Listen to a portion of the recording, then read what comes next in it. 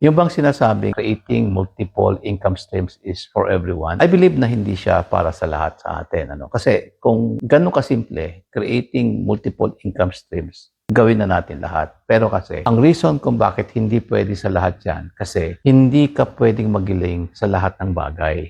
So creating multiple income streams might lead you to going into something that you don't understand. And therefore, lalo lang mawala yung pera mo.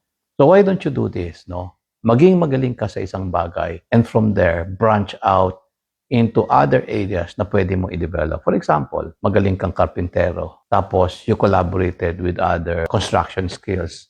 Naging contractor ka tuloy. Tapos nag-construct kayo ng bahay. Eventually, kailangan ng customer mo ng furnitures. Pumasok ka din sa furnitures. Kabit-kabit siya. Eventually, you will realize na magaling ka doon sa isang bagay. Eventually, nagiging magaling ka din sa susunod na bagay. But the concept of multiple income streams is flawed because you cannot be good in everything all at the same time. Baka maubos lang yung pera mo.